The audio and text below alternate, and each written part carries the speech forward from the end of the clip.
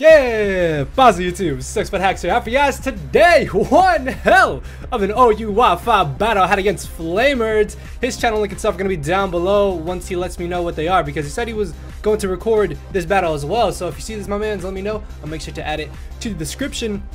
And I just want to make a quick apology for not uploading a Wi-Fi battle for you guys yesterday. As you guys may remember from my previous Wi-Fi battle, I had a headache, continued into yesterday, so took a little break and just uploaded stuff I already saved up. And I hope you guys didn't mind that. So today, back to normal, feeling 100%. Thank you guys for being concerned on the previous upload. Didn't expect you guys to be so generous about it, but just thank you so much. So of course, if you guys do enjoy this awesome battle, make sure to show off your support, hammer on that like button down below. And yeah, like I said, this is a really really good match. So this match turned out to be a lot better than I was expecting. Now I'm using a really cool team I got passed to me in my Wi-Fi team section on my Discord. If you guys have any teams you would like me to use, check my Discord out. I do have a little Wi-Fi team section where y'all can leave me teams to use in the future. And I think this team was passed to me by the homie Pokemon Guru. So this team is a really cool team based around Tapu Koko, Mega Mawile, and I always love Kyurem Black, man. Kyurem Black is easily like top 3 of my favorite OU Pokemon. And going into this battle, if he had a Charizard Y, that was actually going to be very terrifying. Also, Sableye could be a little bit annoying to play around with. And then this Ferrothorn, I don't essentially have any stab fire type moves on my team, so it could also be a bit of a problem, especially if it starts to hazard stack me, which is why I actually go for the taunt turn 1 against it, and then I'm going to hard switch into my Mawile, which was a little bit of a questionable play on my part. I honestly didn't expect for the Gyro Ball to do so much damage to me. And luckily for me though, Fire Fang is a straight Oko on this. Even if he was max defense, max HP, I still had about a 93% chance to cleanly knock him out with the Fire Fang. So it's really awesome. He was definitely not expecting that, and because Ferrothorn was his stealth rocker more than likely, I no longer have to worry about him. As in comes Tapu Koko, I don't really have a safe switch into this Koko either, so I'm just gonna leave it in here. And I also did expect them to want to go for the Volt Switch, expecting me to bring in my Tangrowth, and the problem with me bringing in Tangrowth was that he could then Volt Switch into Charizard, which again, if it's Y, could just get a kill every single time. If it's X and a Dragon Dances twice, that could actually be very terrifying as well. So he ends up U-turning into his Excadrill as I bring in my Garchomp here, and I'm gonna go straight for the rocks, thinking that he would actually want to go ahead and switch out into his Sableye, but turns out that he stays in and he's gonna go for the Earthquake. Now the only reason you would ever do that is if you would predict the other person to go for rocks, or if you were Scarfed Excadrill. And I'm gonna try and switch out here because I myself am Scarfed, so I'm locked into Stealth Rock. So on the off chance that he himself was Scarfed, I do make the safe switch into my Tangrowth, and because he did end up leaving in his Excadrill here, I now am very positive that this Excadrill is going to be Scarf, which means it definitely does not have Stealth Rocks. Typically, you don't really see many teams with dual Stealth Rockers in the first place, but it's still just nice to know that he's not going to have rocks on this Excadrill. So he ends up switching directly in here to his Tapu Koko into his Toxapex, as I pull a double switch into my Tapu Koko, expecting his switch into either the Sableye or this Toxapex, mainly the Toxapex, just because he would have been able to potentially get up a layer of T-Spikes, which could have been very annoying to deal with, as I will be able to go ahead and go for the U-turn here, because there's no way he should ever want to leave in a Toxapex on a Tapu Koko. Plus, Baneful Bunker is not very common on Toxapex nowadays anyway, so I really wasn't too concerned about him going for that and me potentially getting poisoned, as I will be able to U-turn out from this Excadrill into my Mew here. I guess in hindsight, what I could have done was brought in my Garchomp, and then that way I could have forced them out with the Earthquake.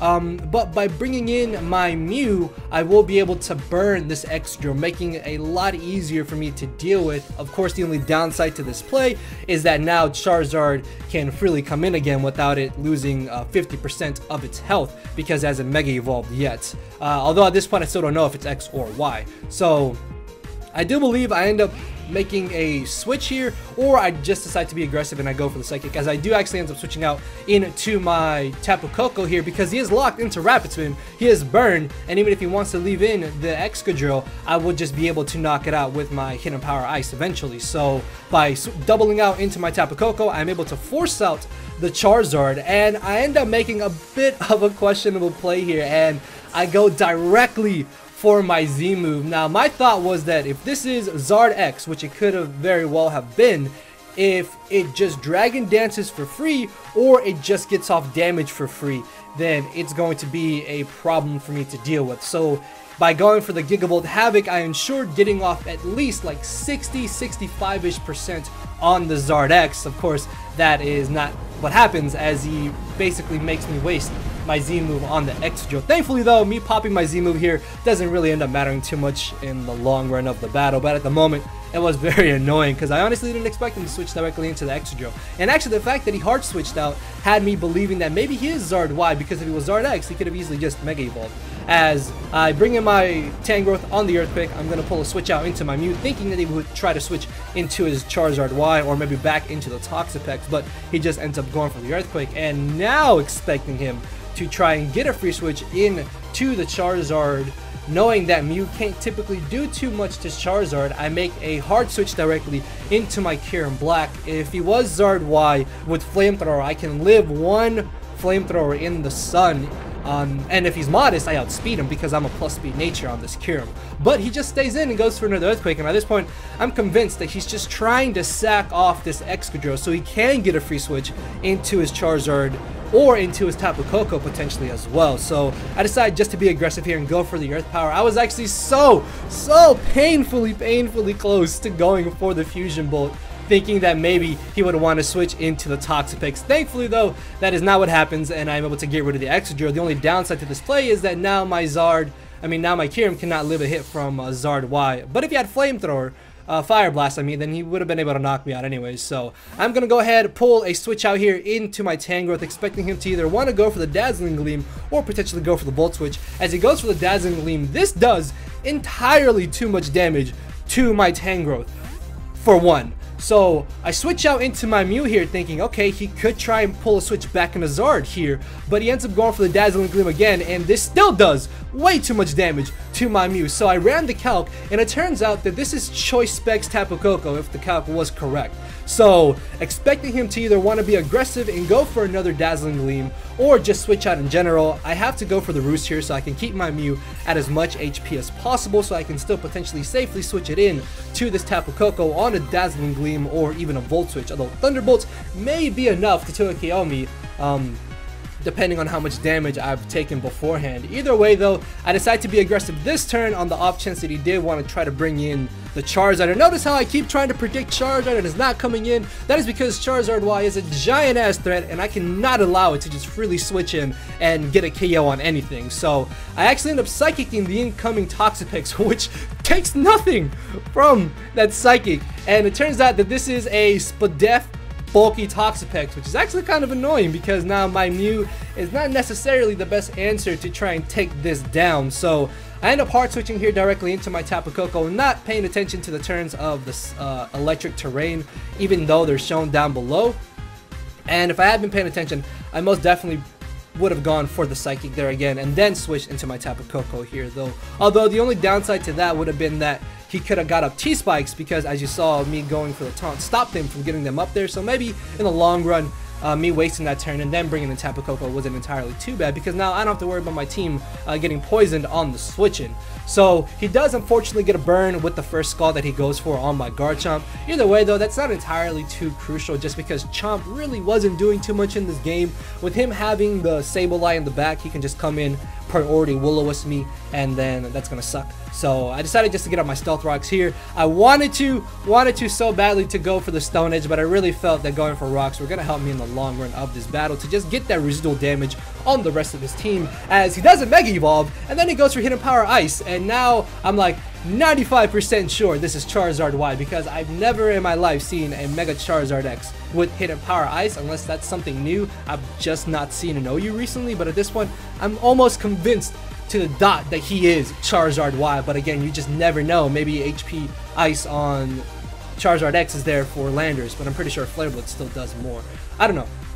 Either way though, I'm just going to go for the Wild Charge here, literally have no reason not to. And I guess this is one of the two scenarios where it might have been good for me to have my Z move, because I definitely would have popped it there to guarantee an OHKO on whatever he brought in, or just guarantee the OHKO on the Charizard in general, which Wild Charge still would have knocked that out. But if he did switch out, Z moving there would have been good. So I'm going to go ahead, switch out into my Tangrowth here. At this point, Tapu Koko is in range of where Stealth Rocks are going to knock him out, so I'm very positive that he's just going to go for the Dazzling Gleam, and I definitely know Tangrowth can chew 2 of those unless he ends up critting me twice in a row. So luckily that doesn't happen, and I'm able to knock him out with the Giga Drain, as unfortunately he does get a free switch into this Charizard. Now, if he was Charizard X, I'm going to end up going for the Earthquake this turn, because this way, if he does try to Dragon Dance in front of my face, I won't be able to punish him. And unless he's a bulky Zard X with Roost, which, I mean, he had HPI, so I highly doubt he had Dragon Dance, but you still got to account for things to potentially not lose. And he could have also potentially gone for the Roost with his Charizard Y just to gain back HP,